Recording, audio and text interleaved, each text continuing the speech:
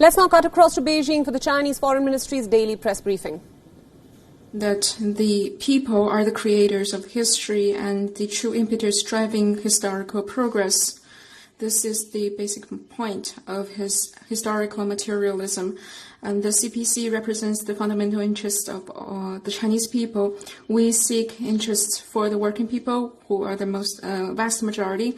We serve the people. We do things for the people or rely on the people. We put people first. And we do everything to the purpose of serving our people's interests. And that's why the CPC has been enjoying satisfaction and supporting rate of over 90% for so many years. And China is the only country in the past decades that became the second largest economy in the world, not through wars, colonialism, and slavery.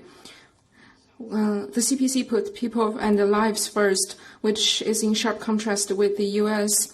putting political selfish gains and capital first. And that's why the Chinese people, under the leadership of the CPC, have achieved major strategic outcomes in fighting the virus and have been protecting our people's safety and security, while in the U.S., the death tolls are still increasing. And behind every cold number, there is people's lives. And we are saddened by it, and we are grieving for the American people.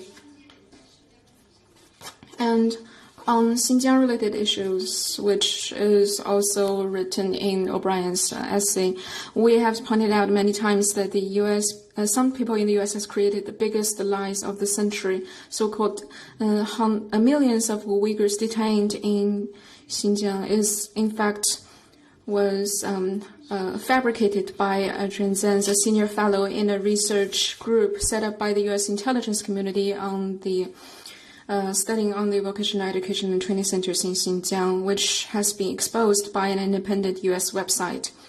Facts speak louder than words. In the past 4 decades, the population in Xinjiang grew from over 5 million to now over 11 million, doubling the number.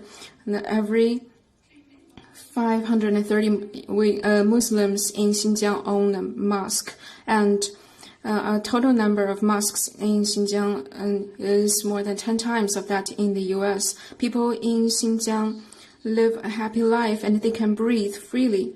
So have you ever seen any kind of ethnic repression like this? The U.S. claims that the Muslims are in close monitoring and CPC members live in Uyghur families, but in fact, we have carried out ethnic groups' activities, so we treat them as part of the big family of the Chinese nation, and our officials solved practical problems of our people on employment, school enrollment, and medical care.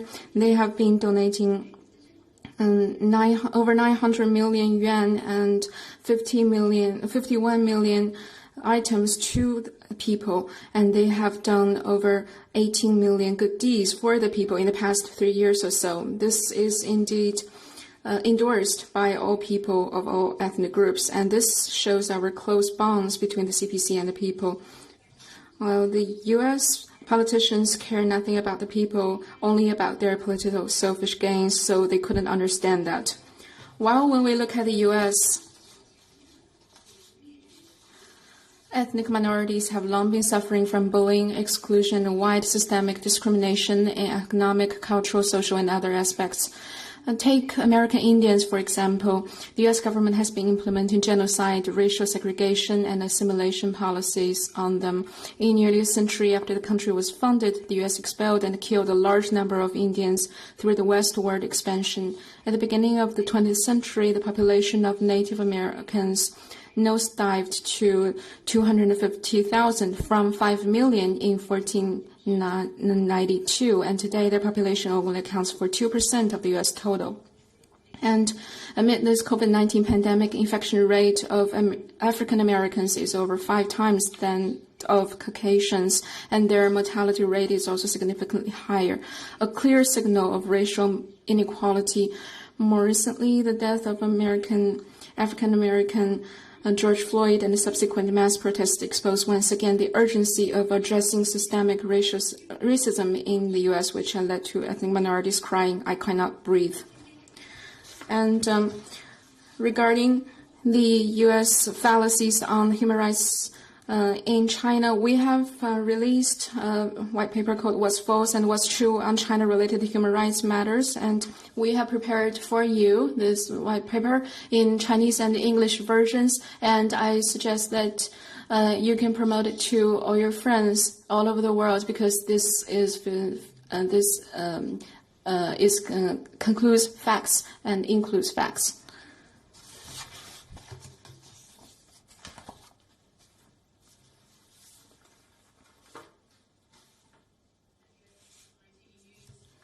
英国独立电视有人说，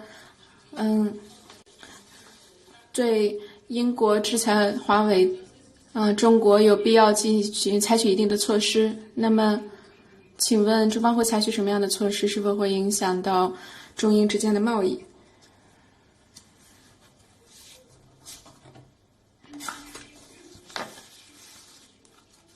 ？Without any evidence, the UK, under the pretext of risks which don't exist at all, cooperates with the US to discriminate, oppress, and exclude Chinese companies in violation of the principle of market economy and free trade.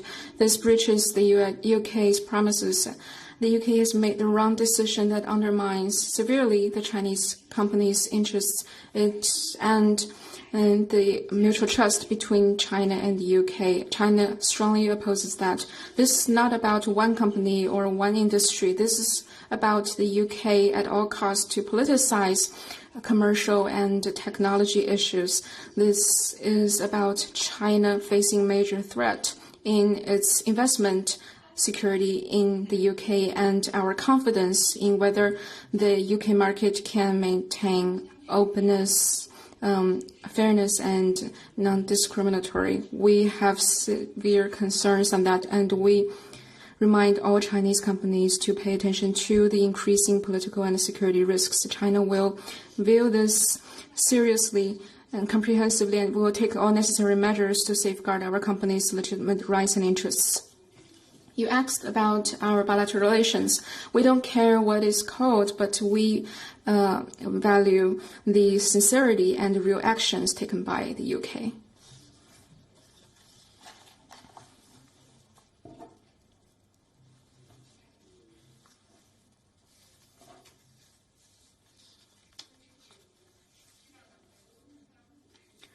US President Trump said in a press conference at White House that he persuaded many countries to not use Huawei if they want to do business with the US, otherwise it will affect their relations with the US. What's your comment?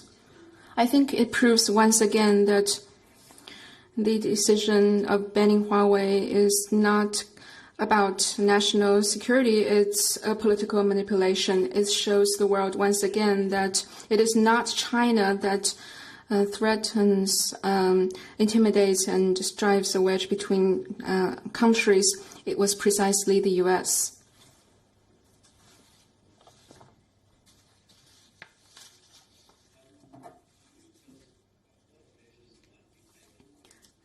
英国广播公司，中方针对英方决定具体会采取什么样的行动？刚才说中方将采取一切必要措施维护中国企业的正当合法权益，那么到底会采取什么样的手段？是否会采取报复性措施？ What's your view on this? Do you think your government made the right decision? Do you think it's a right decision or it is not in line with the interests of the UK?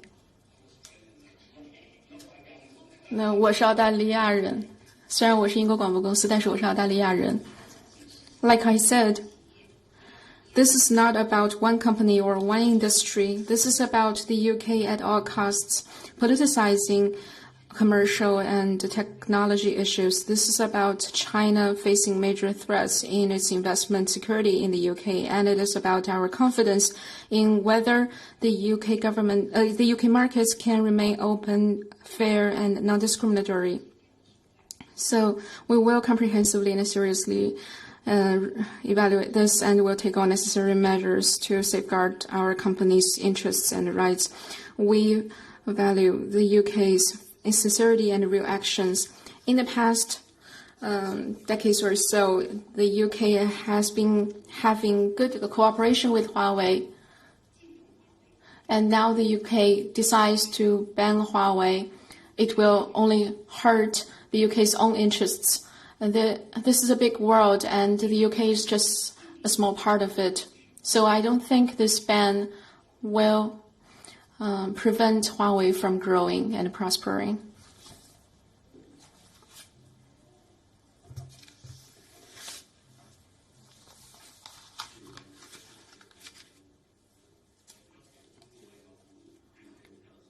As we understand that the Chinese Foreign Ministry has donated anti-epidemic supplies to the Organization of Islamic Cooperation. Can you confirm that? Yes, indeed. The Chinese Foreign Ministry recently donated a batch of anti-epidemic supplies to the Organization of Islamic Cooperation.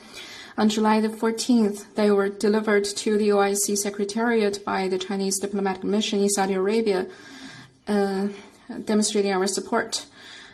Both impacted by COVID-19, China and the Islamic States have shared WION The World and fought side by side.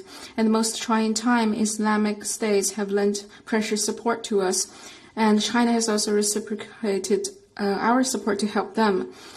Besides these supplies, in the first half of this year, China has provided 54 Islamic states with 60 million masks, 6 million testing kits, over 2,000 ventilators, and 10 million protective gowns, goggles, and gloves. Through bilateral means, we shared our experience and technologies without any reservation. All this have been widely applauded by the Islamic side. China will continue strengthening cooperation with them, jointly combating the pandemic and making contributions to global public health cause. And I'd like to stress that, as we said, our support and assistance is two-way, because when we were in the difficult times, the Islamic States helped us. And now, when they're in difficult times, we are doing our best to help them. This is a sincere friendship between peoples without political strings.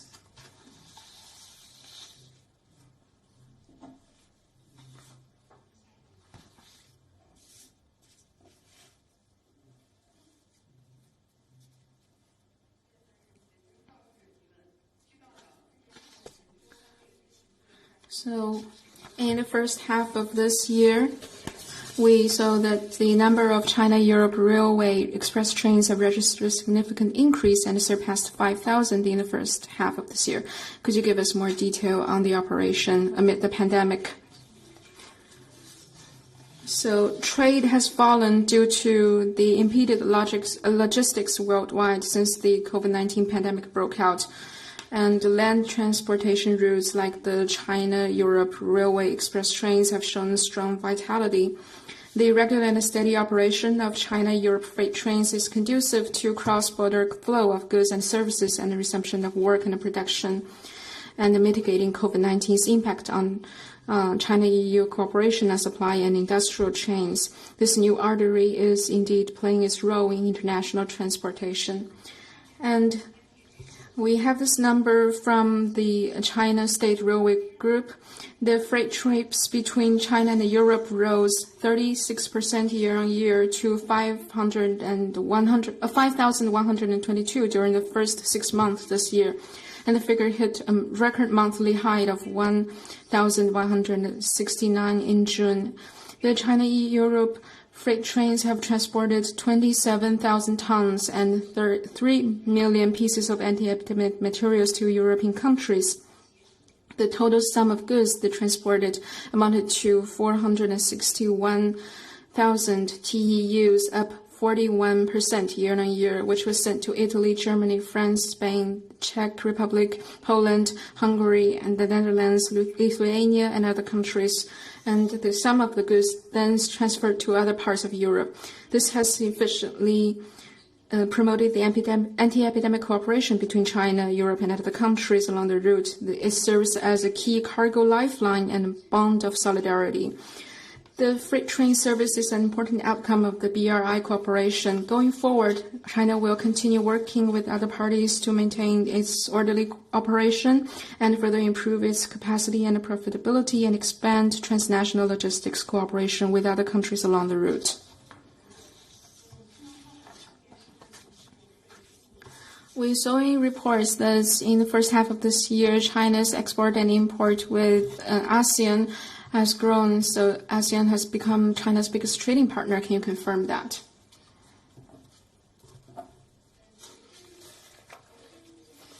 Yesterday, the State Council Information Office held a press conference, and the spokesperson of the General Customs Administration talked about the specifics. So in the first half of this year, China's import and export with the ASEAN has still grown, and ASEAN has become our biggest trading partner. And we have been ASEAN's biggest trading partner for consecutive 11 years, and now with the COVID-19 spreading all over the world, our import and export with ASEAN still grew by 5.6%, which shows the great potential and the resilience in our trade cooperation. So this year, while China and ASEAN countries are fighting together against the pandemic, we're also promoting our friendly cooperation.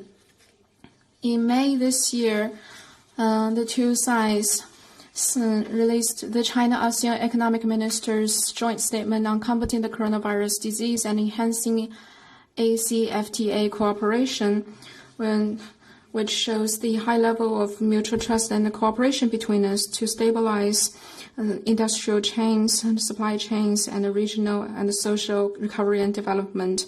China will continue working with the ASEAN countries to coordinate our cooperation against the virus and our economic and social development, build more synergies in the BRI and the development plans of ASEAN, work for more results in regional cooperation, inject new impetus in China-ASEAN community with a shared future, and contribute to world anti-epidemic efforts.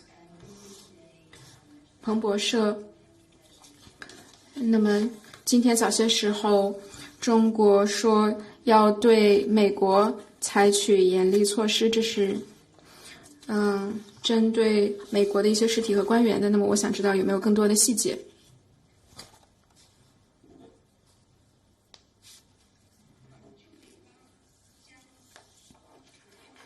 So, regarding the U.S. side signing the so-called Hong Kong Autonomy Act into law, we have released a statement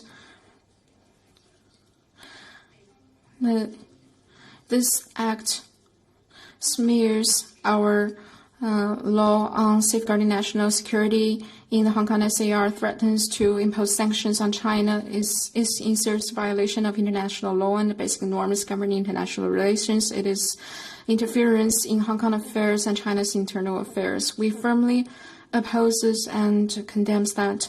This law's implementation and establishment is consistent with our constitution and the basic law for Hong Kong. It will help steady implementation of one country, two systems, uphold our country's sovereignty, security, and development interests.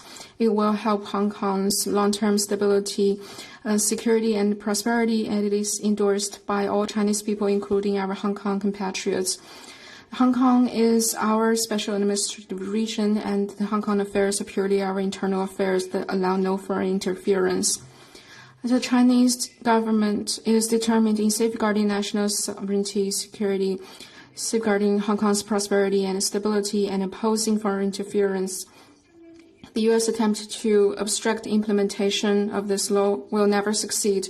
So China, to uphold our legitimate interests, will make necessary responses to sanction the relevant personnel and entities of the U.S. side. We urge the U.S. to correct mistakes and do not implement this act and stop interfering in China's internal affairs. If the U.S. insists on going down the wrong path, China will definitely hit back.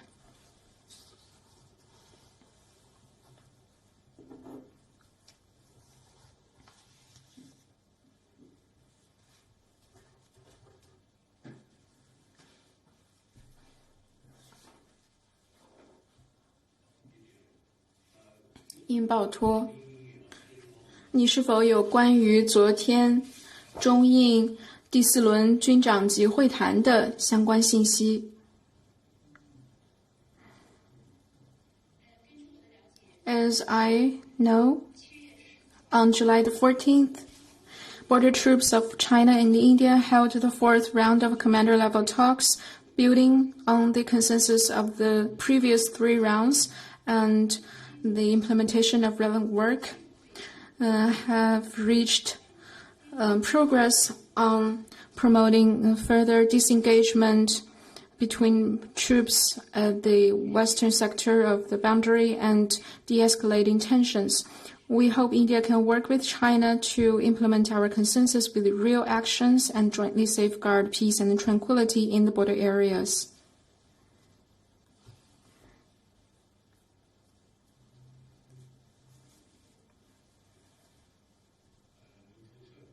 Reuters， 纽约时报周二说，他将会把在香港的办公室搬到首尔，因为香港国安法对于新闻工作者的工作带来很多不确定性。你对此有何评论？ So I think what arrangements the New York Times makes for its employees, this is its own affair. We do not have any comment on the media's arrangements, but as we have stated repeatedly, the national security law targets only the 4 categories of activities that severely undermine national security. It punishes only a small number of people while protecting the vast majority. And all the foreign institutions and personnel in Hong Kong will still enjoy their rights and interests and freedoms. If they abide by law, I don't think there's anything they should be worried of. In fact, as you're in China, you could feel that we have an open and welcoming attitude for your interviews in China, and my colleagues and I have been providing convenience for you.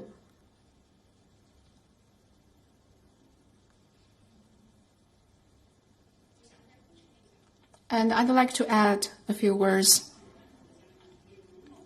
We also hope the relevant countries can think like us to provide convenience for our media in their countries. 法新社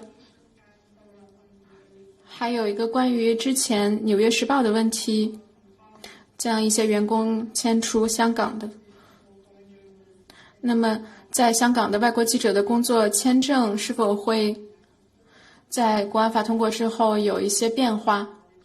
我们知道香港的国安法第44条说，是涉及关于外国记者管理的，所以我想问一下，我们是否会预期到一些改变？ So you know the visas are a country's sovereign affairs. So I believe the Hong Kong SAR can. All right, so that is what China has to say on a whole host of different issues, stating that the ban on Huawei is actually something that has been politically motivated. Now, the spokesperson of the Chinese Foreign Ministry also went on to state that they are committed to ensuring that there is peace and tranquility that prevails at the line of actual control, and also went on to reiterate that the talks between China and India hopefully would succeed. Now, US President Donald Trump has officially rescinded Hong Kong's special status and has also approved sanctions against China for enacting the new security law in the city. Now, Hong Kong enjoyed a special status in trade and also in diplomatic ties with the United States until now. And the high tariffs on the Chinese imports, for example, were not imposed on goods that were imported from Hong Kong. The United States has also accorded preferential treatment to Hong Kong passport holders. And all these special provisions have now come to an end with this executive order. Now, Hong Kong and China will be treated as the same entity by the United States. The overwhelming majority will only target an extremely small minority. And to give us more perspective in terms of how all of this, of course, is going to play out, how this will be perceived in Hong Kong, we are joined in by Richard Kimber, who is in fact joining us live from Hong Kong. Good afternoon to you, Richard. Now, the fact is that the United States has rescinded the special status that it had accorded to Hong Kong. How is this being perceived, firstly, within Hong Kong by the people who live there and also by Beijing?